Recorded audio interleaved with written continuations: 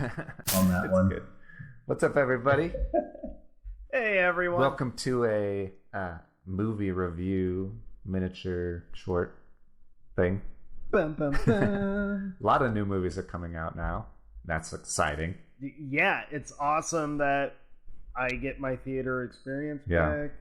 I get all like happy and giddy. Yeah, I know. It's Fucking so fun. movie popcorn is it's my favorite snack of all Yeah. time. Yeah. I'm pretty positive about that now. And I've enjoyed you. We started posting as we went out to the theaters. We started posting on in the Movie Boners Instagram. Hey, we're at the theater. We're seeing this. This is exciting, and so I think that's cool. That's good. So follow us on Instagram. Yeah. Is what I'm saying. Yep. Because I am taking full advantage, at least as much as possible, for Yeah. going to the theater. The theater's just like down the road, essentially, from Nice. me. Yeah. Same here. And it's so happy about theaters. Yeah. So- It's kind of the thing where you took it for granted when you had easy access constantly, and then that was taken away for so long, and now you're like savoring every time that you can do it. Oh, yeah. Like, I got out of the movie this morning, leaving it, and was like, there's a chance I'm just gonna, like, I don't even care what the movie is, almost. Like, I feel myself getting to that point Yeah. just to take full advantage of the theater being open again. That's awesome. So we Unless I start seeing real shitty movies. right, and then you'll be like, "Why am I doing this?" But we didn't see a shitty movie. We saw, spoiler alert, a pretty good movie, I thought. We both saw The Quiet Place Part 2, Part 2. which Yeah. the original is probably one of the best new original stories to come out in the last 10 years, maybe more. Well, and it was on both of our top 10 monster movie Yep. lists. We both agreed that first one is special. Mhm. It's like genuinely one of the most intense movies made in however Yeah. long, at least sci-fi horror monster A wise. great blend of being intense and also being like, meaningful and beautiful. Very very heartfelt, Hmm. deep. Yeah. Part 2. Yeah. I fucking loved it. Yeah. Like, I was hooked right from the get-go. And, like, the rest of the movie, the trailer, I was very worried going into it that the trailer was going to show too much. Yeah. And I'm kind of glad I was wrong. Yeah. Although it shows a lot, there was a lot more to that movie. I won't go into any of the spoilers. The movie kicked Most ass. of what I remember from the trailer happened like in the first 5 minutes, Like 5 Yeah. minutes, right? which is a good way to do it. I'm trying to think of like, okay, this isn't spoilery, but the parallels in this film Hmm. between, I'm not gonna say, but the parallels in this movie, oh my god, when it ended, I was like Yeah. pumped. I was so happy. Yeah. I was so like, oh my god. Yeah, it was really good getting back into that world. Like, I really liked that family, obviously, in the original one. And like you said, I was hooked as soon as it started, just like I was in the first one. It was just like immediately into it. It felt the same. It felt good. And I liked all the characters and kind of where the story went. I thought it was really great. Yeah, I think what I love was how John Krasinski approached it, because he's been pretty vocal about like, I never wanted a sequel, I had no intentions of doing the sequel. His wife convinced him to like write the rough draft story, and then I guess he had a moment of like, shit, I'm gonna make a sequel. Yeah. But what I really appreciated with it was, although it is bigger, there's a lot more to it. This one made sense, and it never felt like it was blown up just because it was a sequel. It felt like, no, this is a very natural progression. that first one was trying to survive, whereas this one is just, oh crap, what we knew is gone, so now we are full-blown survival, kind of like an unknown element. Yeah. And I thought that was a really cool, like how much the family has to just adapt on the fly all of a sudden. Their routine's gone. Yeah, everything they know, leaving home. Yeah, I agree. I think it didn't feel forced at all. I didn't get the impression that it was a forced sequel. It felt very natural as far as this seemed like a good reason to do a sequel. And everything about it, it's probably up there in the list of best sequels that I can think of. Like it did expand the universe. It made the first one probably better in a lot of ways. I haven't gone back and watched it yet, but I do imagine, having seen this and knowing what happens, what the consequences, I guess, are of the first one, I think that's really interesting. Yeah. And then did you hear so there's speculation and rumor already that either it's one or the other. I saw both headlines. No one's confirming anything. There is either going to be a Quiet Place spin-off being made for 2023 or part 3 for 2023. Either one. And I'm like, no on the spin-off. Yeah, I'm not generally a fan of spin-offs. Yeah, but a third part, it's kind of weird to say, but a third part would make sense. Yeah, I'm not surprised that there's rumors about that, because as soon as it ended, the people over on my left and the people over on my right independently were like, so is there going to be a third one? And I didn't really get the impression that it left you hanging for a third one, but it seems like that's what people are wanting or thinking about, and it's interesting. Yeah, I could see it going either way. It's kind of tough to talk because the final act of this of part 2 is just like, it's crazy. But Quiet Place Part 2, we waited how long to see this movie? Almost a full year to finally get around to seeing it because of all the postponing. 100% this movie was made for the theater. It needs to be seen in the theater. It was really funny going to the movie this morning because A Quiet Place Part 2 was playing in the theater next door. Nice. And it's kind of funny to say, but I could overhear A Quiet Place Part 2 to some of the stuff in the movie I was watching. It was like, it's not that quiet for a good amount of it. Yeah, it's really not that quiet of a sequel. That's really funny. Yeah, I'm glad. I'm certainly it. glad they postponed it. It's, and I know John Krasinski was kind of a big proponent of getting back to theaters and people enjoying the experience of it. I just remember seeing the first one in the theater, and because sound is such a big element of the movie, you didn't want to make any noise. You're in there with a ton of people, but it's unnaturally quiet because everybody's holding their breath. And the second one was just, no one's eating popcorn, no one's drinking their sodas. Yeah. If you did grab popcorn, you like heard the crunching, you're like, oh, I'm an asshole, I can't do this. Right, you're like, nope, never mind. Yeah, like that first one, I'm sure majority of audiences wasted their money on their bags of popcorn and drinks for that one. I know I was someone that did. I got like a few handfuls in and then was like, well, I'm not touching this anymore until like it might get loud.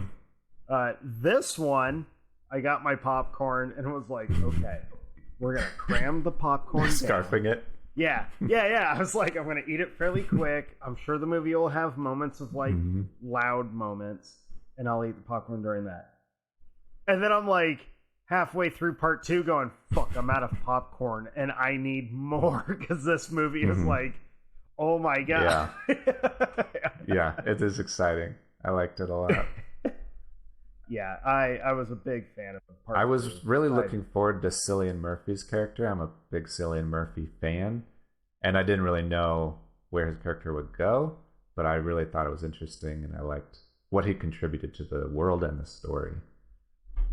His character makes sense. Yeah, and kind of different in some ways. Like you see him and how he's set up, and you make some assumptions about, oh, they might do this or it might go this direction, and I was wrong several times. Oh yeah, I'm pretty positive I made some of the same assumptions. Had a couple like, is this the direction? And then I was wrong, and it was very much like, Yeah. I like it when I'm wrong in a good way. Yeah, me too. Yeah, awesome movie. Highly recommend that one. It is so cool. Yeah. I also really like hearing that movies are like good experiences for the people involved to make them. And that's, I guess, kind of dumb to say. You want everything to be good all the time, but it was fun to hear people on set, whether they were cast or crew, being like, no, this is really comfortable. Because, I mean, John Krasinski directing, and his wife's there, and everybody's just kind of comfortable, and they're very funny, very jokey, and as the writer, and I just feel like it sounds like it was a really cool experience, and I like supporting that kind of stuff. Yeah, you do hear, like, horror stories from film sets, you know, every now and again, or fairly often, depending on the crew or star. Yeah. So, yeah, it was... Every now and again, a movie will come across that I'm, like, a big fan of right out of the gate. And so I'll go on YouTube and watch, like, the actors or the directors doing their promo stuff, all the interviews. I've watched a lot of the Emily Blunt promotions for this movie. And it's just fun listening to her talk about what it was like working with her husband as an actress, and he's the director. And then watching some things with him about, like, how he filmed the whole opening sequence. Yeah. And there's actually a blooper that made it into the final cut of the movie. Yeah. So when she's in the car and the bus is coming towards them, and there's like a slow, well, not really slow, but there's a close-up of her face where the camera zooms in. According to Krasinski, the camera rig broke and the camera slid towards her while they were doing that stunt. And I'm like, shit, that was the smoothest blooper broken camera rig ever then. Yeah, it just worked. It worked so well. That's awesome. Yeah, I mean, I would love to see him write and direct a whole bunch of other stuff, not just like this kind of genre, but what he's doing right now, huge, man. And what'll be funny is in a month she has to go and do a whole new set of promotions for her movie with Dwayne Johnson. Yeah, the Disney one. Which I also thought, I was like, man, she's going to be just returning to talk about. Yeah, exactly.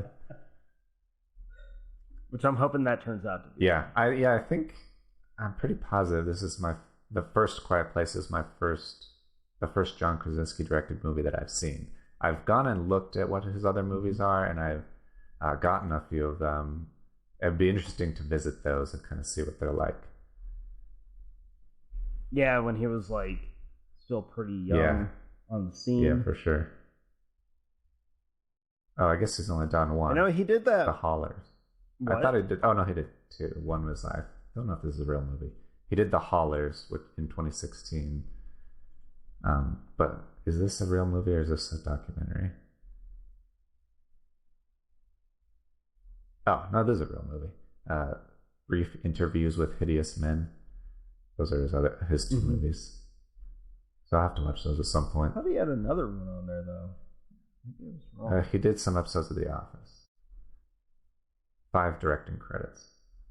He did 3 episodes of The Office. Is one of those things. So yeah. Well, it'd be interesting to at least see the Hollers. Oh, Charlie Day is in that one. So is Richard Jenkins. Nice. And Anna Kendrick. Yeah. All right. Well, that looks like a... It looked like a pretty good, his second outing. They gave him like a bigger cast and stuff. It'd be very interesting. Yeah. All right. Yeah, well, I'll have to try to remember to check some of that stuff out. All right. Any other thoughts about Quiet Place 2? No, it's the kind of movie where you kind of don't want to talk a lot about it. You just want people to go see it because there's that world. Like, I really like the kind of world that he's made with these creatures. Yeah, go see it. Yeah, just go see it. I texted so you and I said, for our review episodes, we should come up with a rating system. Yeah. What's this rating system? I've been waiting to hear. I have two options, and you can tell me which one you like best. Oh, no. Okay. Obviously, keeping on brand with Movie Boners, Film Academy, whatever you want to call us. We could do a scale of 1 to 10 base, but not stars, maybe the number of schwings, as in like, schwing! That's one thing. Would we legally be allowed to use that, though? Why do you have to bring legality and lawyers and stuff into this? I'm just making sure. We are because fly by night, underground radio. We're if not nobody pirate calls, podcast. if okay? nobody calls, who makes that? Universal. If nobody calls Universal Studios, then it's going to be okay.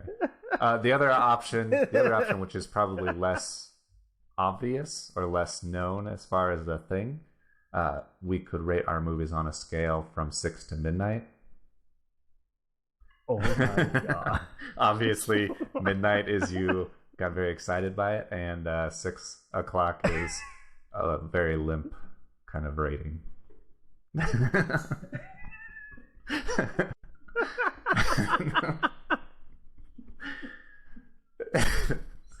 I'm glad you enjoyed that. I say we do the 6 to midnight. We'll do that, and I'm sure we'll giggle every time. I give Quiet Place a midnight rating. I liked it a lot. Yeah, that was a full blown midnight. 100% at attention. Yeah, nice. Yep. Oh yeah. Good. Loved it. That's a good system. I like your system, Jake. Because I've also been trying to think, like, how can we stick on brand but not go full? It's not like that gross, or it's PG for sure. It's like PG-13. It's only if you're old after enough. you describe 6 o'clock as length. Only if you're like old enough to know, which I guess you have to be 13 to get it. So it'll be fine. I would never claim to be kid friendly except in the family episode. True, and we did really well. We kept that pretty appropriate. All right, so go see Quiet Place 2. Let us know your rating of what you thought about it, and after it's been out a while, we'll talk about it more in detail. Yeah, that'll be fun. Awesome movie. Absolutely loved it. All right, thanks everybody. See ya. Thanks everyone.